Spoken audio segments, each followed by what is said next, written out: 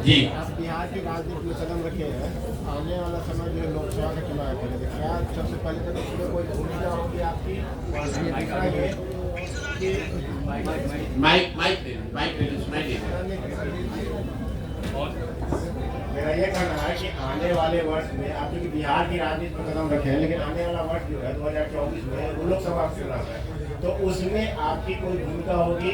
और दूसरा है कि जो अभी वर्तमान में राजनीति है वो गठबंधन को लेकर के है, तो क्या ऐसा कहीं दिख रहा है आपका कि किसी के साथ आप अलायंस भी कर सकते हैं बिहार की राजनीति में? पहली बात आप ये समझिए कि जब मैंने पदयात्रा शुरू की उसी दिन ये बताया है कि दल तभी बनेगा जब मैं करीब करीब पूरा बिहार पैदल चल लूंगा। तो लोकसभा से पहले तो अभी हम आधा बिहार ही कर पाए हैं, 2 4 5 जिला और कर लेंगे। तो लोकसभा से पहले जन स्वराज दल बनने की संभावना तो मैं नहीं देखता हूँ। लेकिन अगर लोग ये चाहते हैं कि वो चुनाव लड़े, जो लोग जन स्वराज परिवार से इस परिकल्पना सोच से जुड़ रहे हैं, और अगर वो तय करते हैं कि चुनाव लड़ा जाए तो उन जगहों पर चुनाव लड़ सकते हैं। लेकिन जो चुनाव लड़ेगा वो निर्दलीय के तौर पर लड़ेगा। जन स्वराज परिवार या हमारी सोच या हम लोग के पास जो भी व्यवस्था है उसकी मदद करेंगे। लेकिन ये निर्णय विशुद्ध तौर पर उन लोगों का है जो जन स्वराज से जुड़े हुए हैं। अगर लोकसभा के स्तर पर, जिले के स्तर पर वो निर्णय लेते हैं कि हम लोग को चुनाव लड़ना है, हम लोग के पास योग्य कोई प्रत्याशी है, तो वो चुनाव निर्दलीय के तौर पर लड़ सकता है। इसका एक उदाहरण आपने देखा होगा, पहले 5 जिलों में जब हम लोग पैदल चल लिए तो वहां पर एक उपचुनाव हुआ, कई उपचुनाव हुए, लेकिन उसमें एक शिक्षा के एमएलसी का भी चुनाव हुआ। तो लोगों का ऐसा मानना था कि चूंकि हम लोग शिक्षा पर इतनी बात कर रहे हैं तो शिक्षकों के एमएलसी के चुनाव को हम लोग को लड़ना चाहिए। तो उन 5 जिले के जन स्वराज के साथियों ने मिलकर यह तय किया और अपने में से अफाक अहमद जी को चुनकर प्रत्याशी बनाया गया। वो लड़े निर्दलीय के तौर पर, लेकिन चुनाव जीते, अभी एमएलसी भी हैं। तो लोकसभा में ये संभव है कि जन स्वराज के जो साथी जिन जिलों में हम लोग पदयात्रा कर चुके या जहां पर वो संगठन बन गया है, वहां पर अगर वो तय करते हैं कि चुनाव लड़ना है, उनके पास उनकी नजर में कोई योग्य उम्मीदवार होगा तो वो उम्मीदवार निर्दलीय के तौर पर लड़ सकता है। जन स्वराज दल के तहत कोई चुनाव लड़ने की अभी संभावना नहीं है। दल तभी बनेगा जब मैं पूरे बिहार की या ज्यादातर बिहार की पदयात्रा पूरी कर लूंगा। दूसरा आपने कहा गठबंधन की, तो कोई संभावना नहीं है, इसको लिख लीजिए बिल्कुल बोल्ड शब्द में। ये जन स्वराज की जो पूरी परिकल्पना है, इसमें कोई गठबंधन की संभावना किसी तरह की, किसी दल किसी व्यक्ति से है ही नहीं। ये नई व्यवस्था बनाने की बात है। ये एमएलए जीतने का, एमपी जीतने का, चुनाव लड़ने का अभियान नहीं है। बिहार में व्यवस्था परिवर्तन के लिए इतना बड़ा संघर्ष हमने शुरू किया है। हमको 10, 20, 50 एमएलए जिताने में कोई दिलचस्पी नहीं है, एमएलए जिताने में भी दिलचस्पी नहीं है। हमारी दिलचस्पी है कि बिहार को जीता जाए, लेकिन बिहार को सही लोगों के साथ जीता जाए, उनके पास सही लोग जीते और उनके पास योजना हो, तभी बिहार सुधरेगा। और जो हमारी अपनी समझ है कि जो अभी तक हमने देखा है 16 महीनों में, अभी तक जो मुझे दिख रहा है, जब ये दल बनेगा तो बिहार की जनता तैयार है। या तो वो इस दल को अर्श पे बैठाएगी या फर्श पे रखेगी। या तो जन स्वराज को 0 सीट आएगा या इतना सीट आएगा कि आप उसको गिन नहीं पाइएगा। इसलिए गठबंधन की कोई जरूरत भी नहीं है। ये संभव है कि सारे प्रयास के बावजूद जनता इससे इत्तेफाक न रखे, लेकिन अगर इत्तेफाक रखेगी तो ये मॉडल ही ऐसा है कि इसमें या तो आप पूरा ही आपका है या नहीं तो कुछ भी आपका नहीं है। लेकिन आपने शायद एक अगला सवाल से जुड़ा, आपने एक इंटरव्यू में बताया है कि आपकी विचारधारा जो कांग्रेस से मिलती जुलती मेल खाती है, तो क्या ये इंडिकेट है कांग्रेस के लिए आप खुला रास्ता? बिल्कुल। आप देखिए, जो मैंने कहा है उसको फिर से दोहरा देता हूँ। उन्होंने पूछा आपकी विचारधारा क्या है, तो मैंने कहा कि मेरी विचारधारा, हम गांधी को लेकर चल रहे हैं और हर दिन अपने भाषणों में भी कहते हैं कि पूरा ये जो जन स्वराज है, ये आजादी से पहले, आज की कांग्रेस नहीं, आजादी से पहले जो कांग्रेस की व्यवस्था थी उस व्यवस्था को पुनर्जीवित करने का प्रयास है। जहां दल जो है वो किसी व्यक्ति विशेष का ना हो, किसी जाति का ना हो, किसी परिवार का ना हो। आजादी से पहले जो कांग्रेस थी वो किसी परिवार की पार्टी नहीं थी, वो किसी जाति विशेष की पार्टी नहीं थी, वो उन सब की का दल था जो बिहार, जो राज्य, जो देश को आजाद करना चाहते थे। तो जन सुराज उस सोच से प्रेरित है कि बिहार में वो दल बने, हर वो व्यक्ति जो बिहार के पिछड़ापन से, गरीबी से, बदहाली से परेशान है, वो इसमें जुड़े और जुड़कर बिहार में परिवर्तन के लिए प्रयास करें। हम वो विकल्प बना रहे हैं और विचारधारा के आधार पर निश्चित तौर पर अगर आप महात्मा गांधी को लेकर चले हैं तो मैंने ये कहा कि आप कांग्रेस जिस विचारधारा को रिप्रेजेंट करने का दावा करती है, मेरी विचारधारा वही है। वो कर पा रहे हैं कि नहीं कर पा रहे हैं उनका मामला है, हम कांग्रेस में नहीं है। हमारी विचारधारा वो है जो महात्मा गांधी की विचारधारा कांग्रेस में थी, उसी विचारधारा को लेकर चल रहे हैं और उसी को आप कह रहे हैं कि कांग्रेस के लिए दरवाजा नहीं खोल रहे हैं। वो विचारधारा ही हम कह रहे हैं कि हमारी वही विचारधारा है। महात्मा गांधी की जो विचारधारा थी उसी विचारधारा से प्रेरित होकर इस व्यवस्था को बनाने का प्रयास है और उसी विचारधारा को कांग्रेस या उनके साथी दल उस विचारधारा का प्रतिनिधित्व होने का दावा करते हैं। उस नजरिए से आप कह सकते हैं कि मेरी विचारधारा उनसे मिलती जुलती हो सकती है या उनके करीब हो सकती है।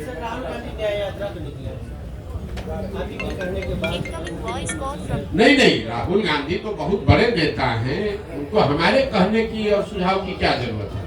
वो पहले भारत जोड़ो यात्रा उन्होंने किया है और शायद अभी बस से पद यात्रा तो नहीं करेंगे, जो अभी कल हम लोगों ने मीडिया में पढ़ा, शायद अब वो बस से या गाड़ी से पूरब से पश्चिम एक यात्रा कर रहे हैं। तो मुझे मेरी ओर से उनको शुभकामना है, मैं उसमें क्या कह सकता हूँ। अभी आपने एक प्रश्न कहा कि हम चुनाव में लड़ेंगे, मैंने ये नहीं कहा। जो लोग ही लड़ेंगे, मैंने देखिए आप लोग बात को इधर से उधर घुमा देते। मैंने कहा कि जब जन सुराज दल लोकसभा से पहले है नहीं तो जन सुराज दल तो चुनाव लड़ नहीं सकता है, लेकिन जन सुराज से हर जिले में जहां पदयात्रा हुई है, ये संख्या आपको बता दूं, करीब 55 से 60 हजार लोग इस परिकल्पना से जुड़कर इस दल को बनाने वाला बनना चाहते हैं। तो हमने उनको ये कहा है कि अगर आप जन सुराज से जुड़े हैं, आप 60 हजार लोग बैठ के निर्णय लीजिए कि दरभंगा में चुनाव लड़ना है कि नहीं लड़ना है। अगर वो निर्णय लेंगे और उनके पास इस विचारधारा के मानदंडों के हिसाब से कोई चेहरा मिल जाए उम्मीदवार के तौर पर, तो उसको हर हालत में पूरी मजबूती से निर्दलीय के तौर पर लड़ाया जाएगा। लेकिन अगर किसी कारण से आपको चुनाव नहीं हो पाता, हमारे जिला की बात है, दरभंगा लोकसभा में नहीं हो पाता, कोई नहीं लड़ेंगे, कोई हड़बड़ी नहीं। लेकिन जो आपके साथ जुड़े हुए लोग हैं, हाँ, उनको आप क्या कहेंगे? किन पार्टी को? कोई दिक्कत कुछ नहीं कहेंगे। आप अपने विवेक के अनुसार आप जहां भी चाहें आप वहां वोट कर सकते हैं। मान लीजिए कि आप कांग्रेस की विचारधारा में यकीन रखते हैं और कांग्रेस वहां चुनाव नहीं लड़ती है। कई ऐसे जगह है जहां कांग्रेस की विचारधारा में यकीन रखने वाले लोग हैं, लेकिन कांग्रेस पार्टी वहां भी चुनाव नहीं लड़ती है। कई ऐसे जगह है जहां बीजेपी के विचारधारा के मानने वाले लोग हैं, लेकिन भाजपा वहां चुनाव नहीं लड़ती है। तो क्या करते हैं, अपनी समझ से जो उपलब्ध ऑप्शन है उसमें से आप चुनाव करके उसको जिसको वोट देना दीजिए। अभी तो आपको बताया भैया, किसी पार्टी से मिल, हमारी विचारधारा, मेरा अपना मत ये है कि जो आजादी से पहले महात्मा गांधी की कांग्रेस थी, हम उसी से प्रेरित होकर जन सुराज हमने शुरू किया है। विचारधारा जो गांधी की विचारधारा थी वही विचारधारा जन सुराज की विचारधारा है, या उसको बनाने का आज के संदर्भ में उसी के करीब रहने का प्रयास है। सर, अभी आपने कहा कि लालू के डर से बीजेपी को वोट दिया था, बीजेपी के डर से लालू को। 2005 से लेकर आज तक नीतीश जी को किसके डर से वोट मिला? नीतीश जी को दो वजहों से वोट मिला है। पहली बात, जो नीतीश कुमार को वोट देता है उसका मेन वोट वही है जो लालू जी के खिलाफ वोट देता है। और दूसरा, 2005 से 2010-12 तक उनकी जो सरकार यहाँ चली उसमें कुछ काम होता, सुधार होता लोगों को दिखा, तो वो सुधारवादी लोग भी उनको वोट दिया उन लोगों ने। लेकिन 2014 के बाद से नीतीश जी के राज में सुशासन का वो चीज देखने को नहीं मिला। इसीलिए आप देख रहे हैं कि किसी 2010 में 206 सीट जीतने वाले नीतीश कुमार एनडीए 2020 में जब चुनाव हुआ तो उनको 125 सीट भी जीतने में मुश्किल आई। तो सिर्फ जाति के आधार पर वोट नहीं है। अगर सिर्फ जाति के आधार पर वोट होता तो जो एनडीए चुनाव लड़ी थी 2010 में, वही एनडीए चुनाव लड़ी 2020 में, तो फिर उनका 206 से घट के 120 कैसे हो गया? यही बात तो हम आपको बता रहे हैं। नीतीश कुमार की जो पूरी राजनीति है, जो उनका वोटर है, वो लालू विरोध पर, लालू जी के जंगल राज के विरोध पर ही खड़ी रही है। उसमें एडिशन जैसे जैसे वो आगे बढ़े तो कुछ और लोग जुड़े होंगे, लेकिन मूल वोट जो उनका है वो लालू विरोध का वोट है। जो लालू से डरता है या लालू जी को नहीं चाहता है, वो नीतीश जी को वोट पहले करता रहा है। तो जदयू की राष्ट्रीय कार्यकारिणी की बैठक होने जा रही है जी, जदयू की राष्ट्रीय कार्यकारिणी की बैठक होने जा रही है और संभावना जताई जा रही है कि नीतीश कुमार फिर से पलटी मार सकते हैं। इस पर क्या प्रतिक्रिया आपने? देखिए, नीतीश कुमार के राजनीतिक जीवन का ये अंतिम दौर चल रहा है, राजनीतिक पारी का ये अंतिम दौर चल रहा है। नीतीश कुमार को खुद नहीं मालूम है कि वो कहां हैं और कहां रहेंगे। इतना मैं जरूर कह सकता हूं कि लोकसभा से पहले अब उनके पास कोई विकल्प नहीं है। उनको चुनाव तो महागठबंधन में ही लड़ना पड़ेगा।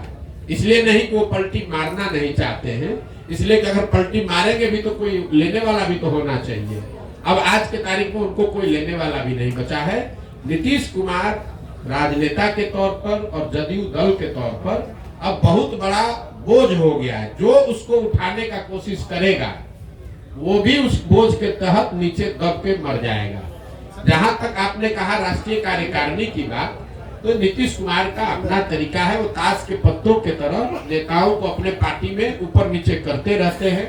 और यही वजह है कि 18 साल से मुख्यमंत्री रहने के बावजूद उन्होंने अपनी पार्टी में कभी कोई एस्टेब्लिश्ड ऑर्गेनाइजेशन या कोई सेकेंड लाइन लीडरशिप बनाया ही नहीं। किसी को लाते हैं, उससे काम निकाला। मान लीजिए 14 में हम पर उन्होंने दाव लगाया, हमको लेकर आए, घोषणा कर दिया कि यही हमारे उत्तराधिकारी हैं, यही आगे रहेंगे।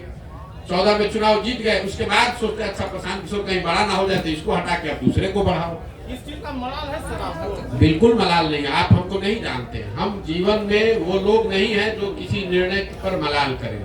हमारे माता पिता और हमारे गुरुओं ने सिखाया है कि जीवन में जो आप काम करते हैं उसके अगर उसमें आपको कुछ गलती हो जाए तो उससे दो रास्ते आपके पास है। एक, आप अपने निर्णय और अनुभव के आधार पर सीख सकते हैं, सीख कर आगे जीवन में गलती न करें ये कर सकते हैं, या उसका मलाल कर सकते हैं। हम मलाल करने वाले लोग नहीं हैं।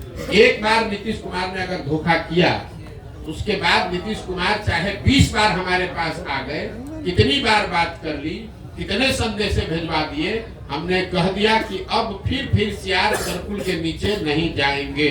हमको चाहे 1 बरस लगे कि 10 बरस लगे, अब नीतीश कुमार के साथ जाने का कोई सवाल नहीं है। नीतीश कुमार जब महागठबंधन बनाए, इस बार आपको पता चला जब बनाए तब हमको आकर मार्च में 6 महीना पहले आकर सबसे पहले हम ही से सलाह किया कि भाई हम महागठबंधन बनाना चाहते हैं, आप इधर आ जाइए। आप तो भाजपा के खिलाफ हमारी मदद करना चाहते थे। उस समय भी हमने कहा कि हम नहीं मिलेंगे, अब नहीं आ सकते हैं, आपको जो करना है वो कीजिए, हम अपनी नई व्यवस्था ही बनाना चाहते हैं। अरे प्रशांत किशोर जी, मेरा एक सवाल है जी कि आपने अभी अपने ही माना इस बात को कि बिहार में जातीय के आधार पे लोग वोट देते हैं। जाति भी एक आधार है। जाति भी आधार जी। है। कुछ लोग भाजपा के विरोध में आरजेडी को वोट देते हैं जी। कुछ लोग आरजेडी के लोग। क्या लगता है जिस तरह से आप घूम रहे हैं, बहुत राह आसान है आपके लिए बिहार में जिस विजन को लेके आप चले हैं? मेरे भाई ऐसा है, हम आसान राह वाले लोग नहीं हैं। 2010-11 में हम अगर दरभंगा में आकर आपको ये बताते कि मैं कोई चुनाव प्रबंधन रणनीतिकार के तौर पर काम शुरू कर रहा हूं, जिसमें देश भर के दल और नेता हमसे आकर सलाह, हम जैसे लोगों से आकर सलाह लेंगे और अपना चुनाव लड़ेंगे और चुनाव हराया जिताया जा सकता है, तो पत्रकार के नाते या नागरिक होने के नाते आप क्या करते? हंसते या फिर कहते अच्छा करके देखिए, इससे तो कुछ हो नहीं सकता है। जो पहले से नेता है वो आपसे सलाह क्यों लेगा? लेकिन 10 वर्ष में उस चीज को हमने प्रमाणिक तौर पे करके दिखाया। मान लीजिए कि हमने भाजपा की मदद की, वो जीते। कुछ लोगों ने माना हाँ भाई इनमें दम है, कुछ लोगों ने कहा भाई इनका क्या था, तो मोदी जी का दम था। फिर जब 2015 में भाजपा को यहाँ हरा दिया तो कुछ और लोगों ने माना कि नहीं भाई कुछ तो ये लड़का जरूर जानता है। लेकिन कई लोगों ने कहा भाई इसमें इनका क्या है, तो लालू नीतीश का करिश्मा था। फिर जाके पंजाब जीते तो लोगों ने कहा ना भाई कुछ तो जरूर जानता होगा, तभी पंजाब भी जीत गया। तेलंगाना जीते, आंध्रा जीते, तमिलनाडु जीते, महाराष्ट्र जीते, दिल्ली जीते, वेस्ट बंगाल जीते, तब ना लोग मान रहे हैं कि भैया इनको चुनाव लड़ाने आता है। एक दिन में तो आप माने नहीं है। तो वैसे ही अगर आज हम चल रहे हैं तो स्वाभाविक तौर पर लोगों को यही लगेगा कि बड़ा कठिन है, और कठिन है इसीलिए हमको करना है। लेकिन अगर आप उसको 2 बरस, 3 बरस, 4 बरस, 5 बरस ईमानदारी से, मेहनत से करेंगे तो निश्चित तौर पर इसको किया जा सकता है। हम उनमें से नहीं है जो आकर कहीं लड़ाई में घुस गया। अगर हम यहाँ लड़ने आए हैं तो आप ये मान कर चलिए कि जितनी भी राजनीतिक समझ रखने वाले यहाँ लोग हैं, थोड़ी बहुत समझ हमको भी है। आप ये मान कर चलिए कि इसके जीतने का पूरा खाका हम बनाकर आए हुए हैं। हम उनमें से नहीं है जो आ गया वैसे घूमने लगे। इतना तो आप भी जान रहे हैं। हमको इतना हमको आप होशियार नहीं मानिए, लेकिन बेवकूफ तो बहुत कम लोग कहेगा कि प्रधान बेवकूफ है। अगर बेवकूफ कहे भी तो कोई दिक्कत नहीं है। हमें इस बात की समझ है कि बिहार में ये कितनी बड़ी चुनौती है, लेकिन हमें इस बात की भी समझ है कि बड़ी चुनौती है, लेकिन फिर भी इसको किया जा सकता है, इसीलिए कर रहे हैं। अगर आपको कठिन काम करना है, इसीलिए तो इतना कठिन प्रयास कर रहे हैं। जितना आप कह रहे हैं कि कोई नहीं कर पाया, तो किसी ने पिछले 75 साल में बिहार में इस तरह का प्रयास भी नहीं किया है, किसी ने अपनी इतनी मेहनत भी नहीं की है। तो हमको मालूम है कि कठिन काम है, इसलिए ज्यादा मेहनत करना पड़ेगा। आप विकल्प की बात करते हैं सर। उम्मीद की जाए जो आपकी यात्रा समाप्त होगी और जो समस्याएं आप देख रहे हैं 15.5 महीने में जो आपने देखा और आगे भी जो देखेंगे उसका समाधान कब तक? देखिए, मैंने अपने यात्रा के लिए अन्य पदयात्रियों के मुकाबले या दूसरे यात्राओं के मुकाबले मैंने कोई दिन और समय किलोमीटर निश्चित नहीं किया। मेरा संकल्प है कि मुझे पूरा बिहार करना है। करने में 1 बरस लगे या 3 बरस लगे, हम उसको ईमानदारी से कर रहे हैं। हम 15 महीना 16 महीना हो गया हम यहीं पर हैं। अभी 12 जिला किए, हमको कोई घबराहट नहीं। हम दरभंगा आए 25 दिन का कार्यक्रम बनाकर, यहाँ हमको 35 दिन लग रहा है। क्यों? कई बार लोग चाहते हैं कि आप ये गांव भी घूम लीजिए, वो गांव भी घूम लीजिए। सिर्फ पदयात्रा ही नहीं है, पदयात्रा के साथ मुझे दरभंगा से निकलने से पहले उन लोगों को चिन्हित भी करना है जो इस परिकल्पना को, इस संगठन को यहाँ बनाएंगे, चलाएंगे। हमको दरभंगा के हर पंचायत का योजना भी बनाकर निकलना है। तो हम ये दावा नहीं कर सकते कि ये कब खत्म होगा, लेकिन अभी तक का जो अनुभव है उसके हिसाब से आप मान कर चलिए कि 1.5 साल और अभी कम से कम लगेगा, और मुझे कोई जल्दी नहीं है। उसके नहीं समाधान तो भाई, समाधान का रास्ता तो बनाते जा रहे हैं। समाधान तो तभी होगा जब लोग अपनी समस्याओं पर वोट करेंगे। समाधान तब होगा जब सही लोग चुन कर आएंगे। समाधान तब होगा जब इन समस्याओं के निवारण का रास्ता, योजना, विजन बनाया जाए। तो तीनों चीज पे लगे हुए हैं। जब इसको पूरा करेंगे तो आपको सफलता दिखती मिलेगी। प्रसाद जी एक सवाल मेरा है। आपने जो क्राइम को लेकर, बिहार में बढ़ते क्राइम को लेकर एनसीबी के डाटा पे बात की है, तो मेरा एक अनुमान है कि पहले प्रीवियस ईयर में जब क्राइम का ग्राफ बहुत था, अब जो है चूंकि पहले केसेस दर्ज नहीं होती थी, सोशल मीडिया इतना एक्टिव नहीं था, लोगों के संज्ञान में बातें नहीं आती थी, और अब एक छोटी सी भी घटना घटती है तो वो केस रजिस्टर्ड होता है। सर केस अब रजिस्टर्ड होता है तो ऑब्वियसली क्राइम का डाटा जब ये केस रजिस्टर्ड होगा तो एनसीबी के पोर्टल पे जब वो चढ़ेगा तो ग्राफ तो दिखेगा कि नहीं। मेरे भाई आपका भ्रम है, हम आपको क्लेरिफाई कर रहे हैं। सर आपका कहना ये ठीक है कि जब लालू जी का राज था तब एफआईआर होता ही नहीं था थाना में, तो क्राइम दिखेगा कैसे? लेकिन आपने ध्यान नहीं दिया, मैंने डेटा कंपेयर किया 21 का 22 से। तो 21 में तो क्राइम रजिस्टर हो रहा था जी, तो 22 में भी क्राइम रजिस्टर हो रहा है। तो क्राइम रजिस्टर होने की वजह से ऐसा हो जाए ऐसी बात तो है नहीं। जो व्यवस्था से क्राइम रजिस्टर करने की व्यवस्था 21 में थी वही आज 22 में भी है। उसमें 24% की बढ़ोतरी हुई है। ऐसा नहीं हुआ है कि 2022 में बिहार सरकार ने क्राइम के प्रति ज्यादा सेंसिटिविटी दिखाते हुए नए थाने सेट कर दिए या एफआईआर की प्रक्रिया को आसान कर दिया, ऐसा कुछ नहीं हुआ है।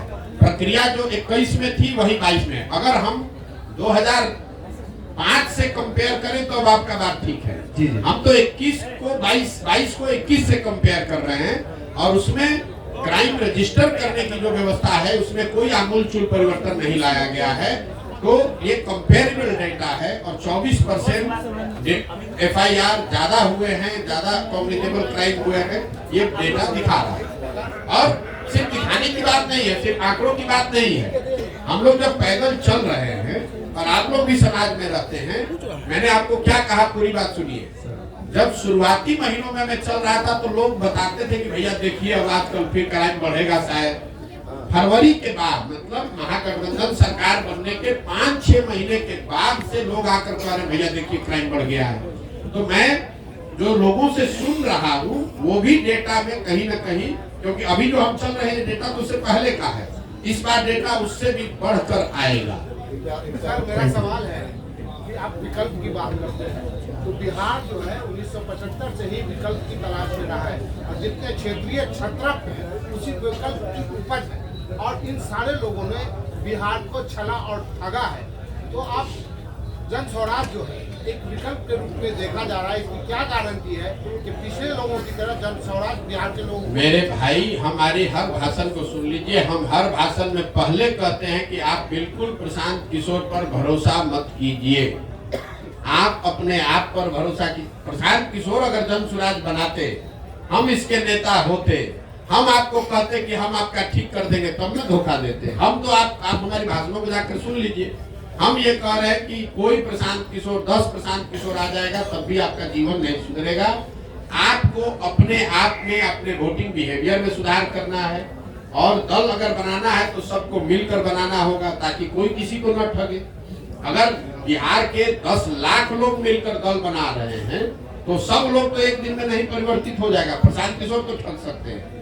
आपने कहा पहले हुआ है, पहले किसने यहाँ बिहार में सबको सबसे संवाद करके मिलके इतनी बड़ी पदयात्रा करके किसने दल बनाया? यहाँ दल तो आधा मिनट में बनता है। जो दल बनाया वो कहा कि हम इसके नेता रहेंगे और हमारे बाद हमारे बेटा रहेंगे। दल तो यहाँ ऐसे ही बनता है। बिहार के लोगों से बातचीत करके कोई दल बना हो, आप हमको बता दीजिए, हम मान लेंगे कि भाई हमारी गलती है। प्रशांत जी मेरा दो सवाल है। कुछ लोगों का कहना है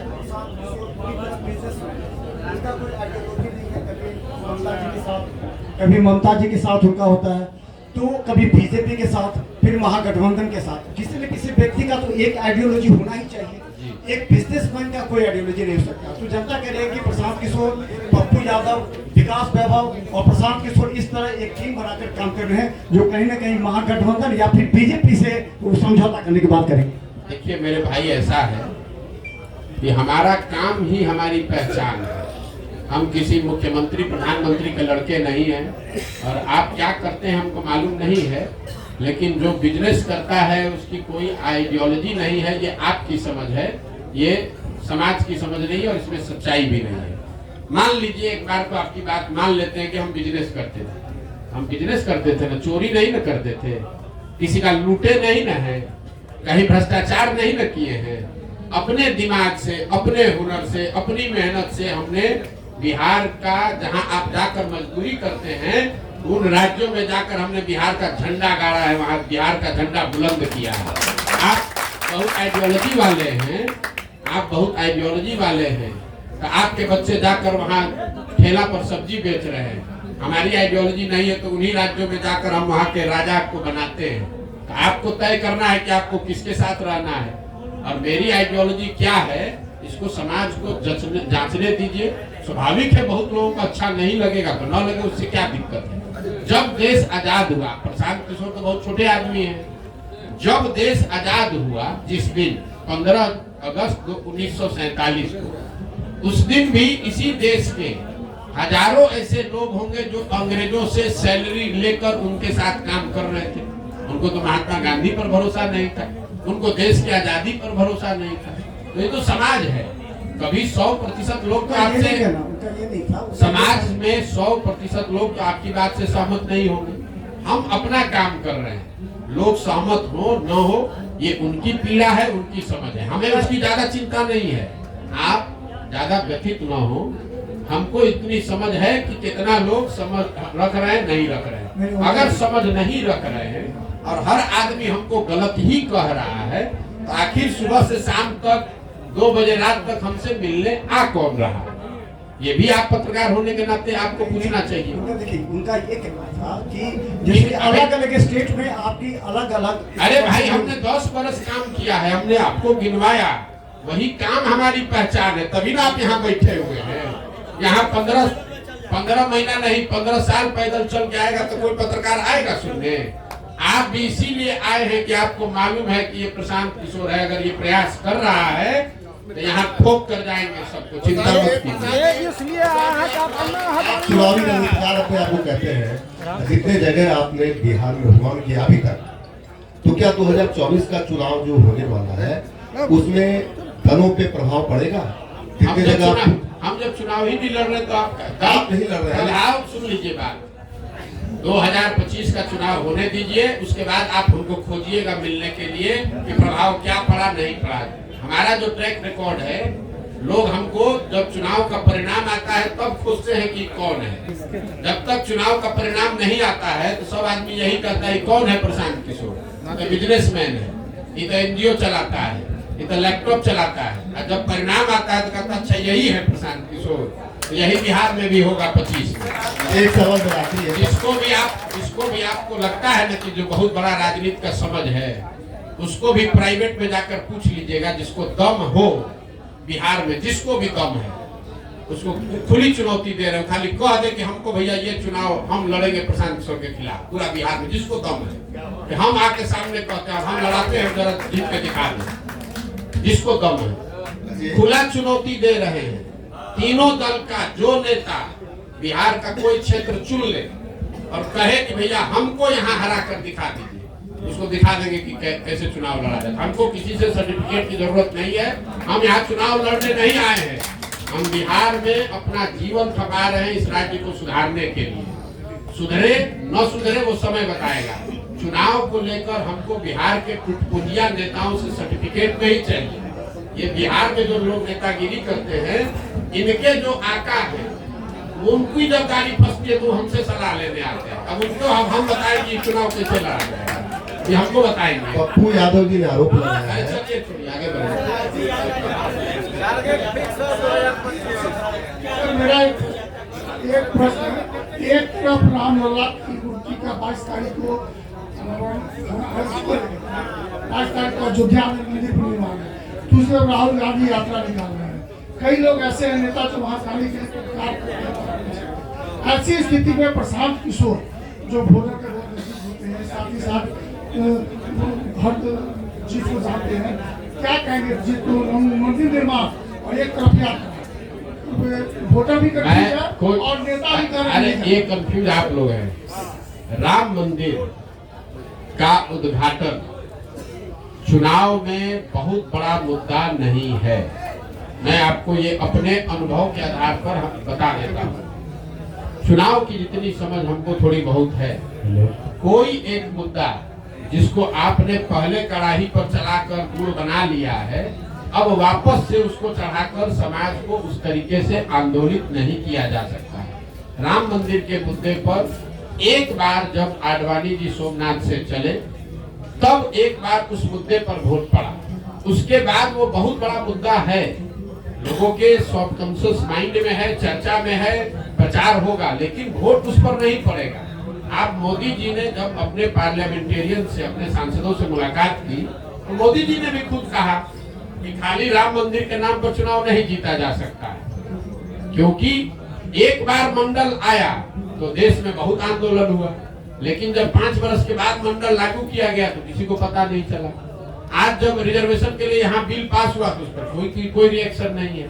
तो समाज की इतनी समझ रखिए, काठ की हांडी या कच्ची हांडी, आप एक ही चीज को बार बार नहीं चला सकते हैं। जन आंदोलन हुआ अन्ना के समय में लोकपाल को लेकर, आज आपको लगता है कि जन लोकपाल के नाम पर आंदोलन फिर से हो सकता है? उस समय हुआ, पूरा देश अन्ना के साथ जन लोकपाल के नाम पर खड़ा हुआ। आज अगर अन्ना भी आ जाए, जन लोकपाल फिर से लेकर बैठ जाए तो भी कोई नोटिस नहीं लेगा।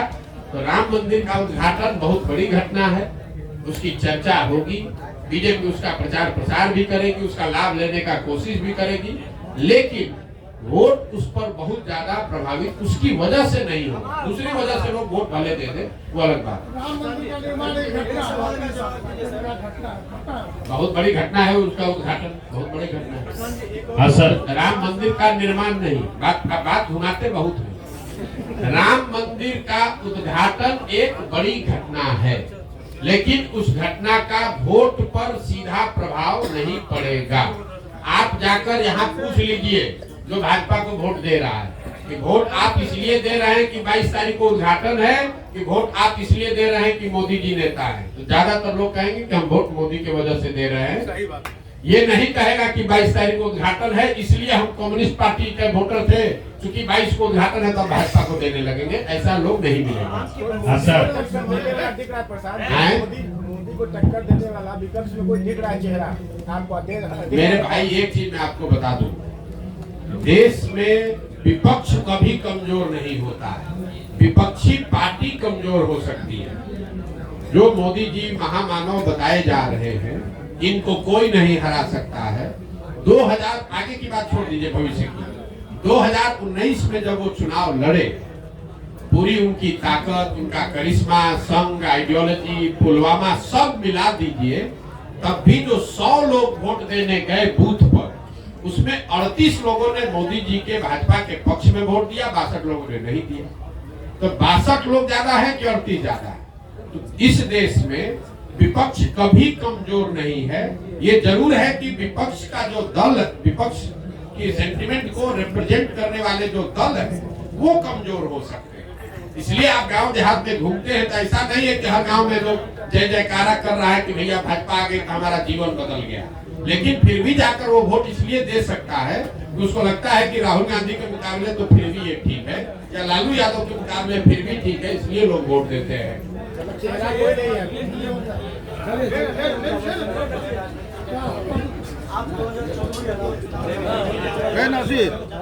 मेरा लोगो ला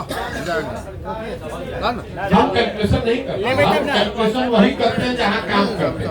हम बंगाल में काम कर रहे थे, हमने बंगाल का कैलकुलेशन बताया नहीं, हम कुछ आइडिया वाले नेता नहीं है। हम जो बोलेंगे बिहार के नजरिए से आपको बोल देते हैं, आप इसको हेडलाइन ले लीजिए। बिहार में लोकसभा चुनाव में जदयू को, इस बात को ध्यान रखिए, अभी महागठबंधन नहीं कह रहे हैं, जदयू को 5 सीट भी नहीं आएगा, और अगर आ जाए तो हमारी गर्दन पकड़ लीजिएगा। 5 सीट भी नहीं आएगा, और लोकसभा चुनाव के बाद जदयू एज ए राजनीतिक दल का विघटन शुरू हो जाएगा। हम उन बातों पर टिप्पणी नहीं करते हैं जिसका हमको सीधा अनुभव नहीं है। बंगाल पर हमने टिप्पणी की क्योंकि बंगाल में हम काम कर रहे थे, और ठोक कर कहा कि भाजपा को 100 विधायक नहीं आएगा, 77 आया, देश भर का लोग कह रहा था 200 आएगा।